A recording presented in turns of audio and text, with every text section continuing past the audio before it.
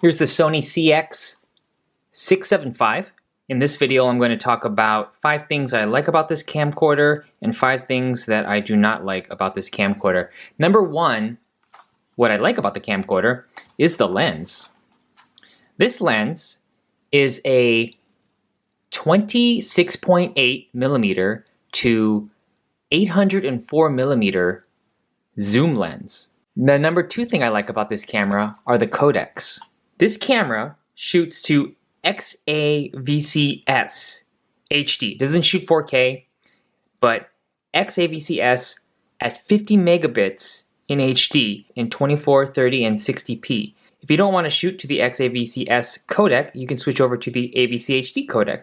And once you switch over to the AVCHD codec, your frame rate options go to 60p, 24p, and 60i, no 30p. I don't know what other kind of camcorder this size at this price range can shoot to XAVC S in HD with an MP4 wrapper. I think that's a really professional grade feature in a consumer level device. The third thing I like about this camera is the balanced optical SteadyShot 5-axis image stabilization. This has been in other Sony camcorders and they've really perfected being able to move the lens inside the camera to stabilize the picture. As you can see, I have the active image stabilization on right now, and as I'm moving the camera, the lens is stabilizing itself. This is a great handheld camera because it will stabilize your shots. Really like that feature. The fourth thing I like about this camera are the audio options. First of all, you have 5.1 surround sound built-in microphone in the camera. And if you're just doing stereo sound, you can switch between 5.1 and stereo. These are the microphones that pick up the stereo. This is great when you're pointed, wherever you're pointing the camera, that's where the audio is going to be directed towards. So instead of some cameras having their microphones up top, you get ones here, so whoever you're pointing at gets the better audio in camera. The second way to get audio in here is a headphone and microphone jack right over there. And you have, I think, 31 steps of audio adjustments when you put in the 3.5 millimeter audio accessory, external audio. That's great. So a lot of cameras do have microphone input, but they don't have a headphone jack. This has both right on the side. The third audio option is up here, which is their Sony's proprietary smart shoe. See, there's a connection point here, and you can connect Sony's proprietary shotgun microphones, or you can even secure their wireless kits that you have an optional adapter that has their hot shoe connection to here, and then you plug this in. Oh my god, look, this is a well, the receiver is almost the same size as the camera. But anyways, if you wanted to do that, you could connect that accessory that I don't have. You can connect it to this camera, and that accessory port controls the audio and powers the device, and you can also listen to the headphone jack all from this one connection. One of the minor drawbacks with having something like this is you'll need an adapter if you want to put on regular cold shoe devices. This is too small to fit those, so you'll have an adapter. You got to purchase that separately. But otherwise, if you stick with Sony proprietary accessories, you can connect that here and have extra audio options. So those are 3 audio options: in camera, external with the 3.5 millimeter, and then the top hot shoe jack. The fifth thing I like about this camera is the battery life. This battery, which is an NPFV50, it's a pretty small battery. This used to be the size of, I would say, a GoPro, those original GoPro batteries, but it's a really small battery, and when it's fully charged, this battery lasts 2 hours and 40 minutes. 2 hours and 40 minutes. If you have 2 of these batteries, that's all you'll need for a full day of shooting. Look at the size of that battery, 2 hours and 40 minutes, shooting at the highest codec. And the way you charge the battery is this built-in USB port that's right here. And the camera comes with an AC adapter, and a USB extension. So this USB extension, you plug that in here. Then you plug this into the wall, or you can plug it into your computer, or you can plug it into any other USB charging station. And then you could, that's how you power the battery. But this is not how you power the camera if you want to run the camera off of AC wall power.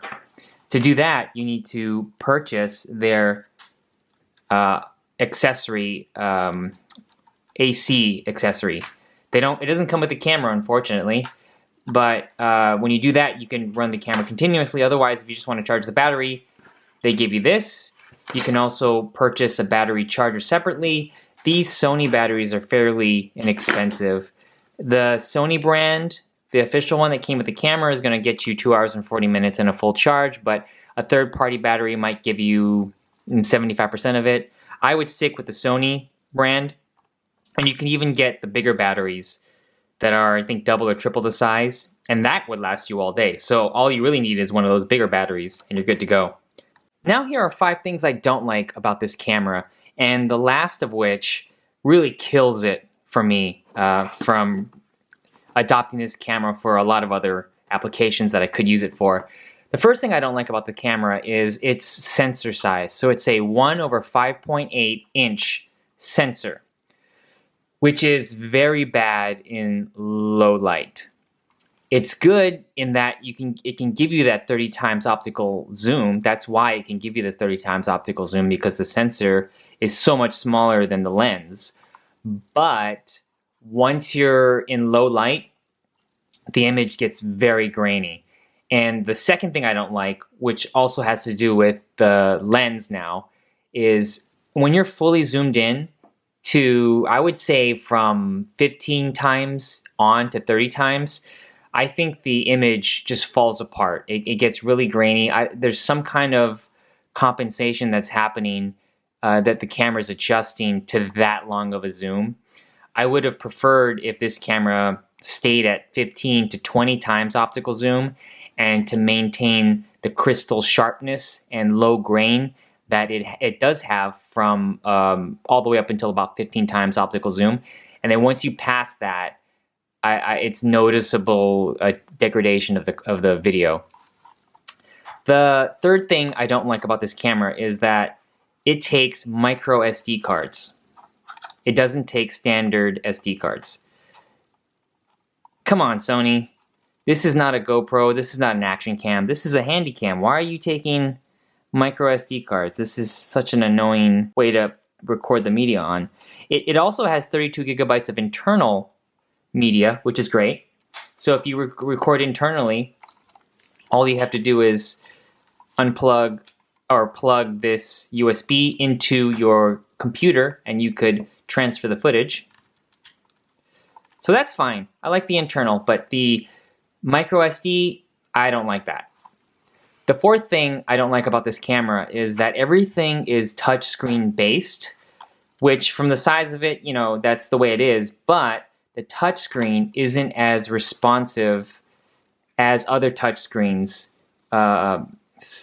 even your phone. So if you have an iPhone, I don't know, any iPhone is much better than the touchscreen here. So it takes a while to go through certain menus.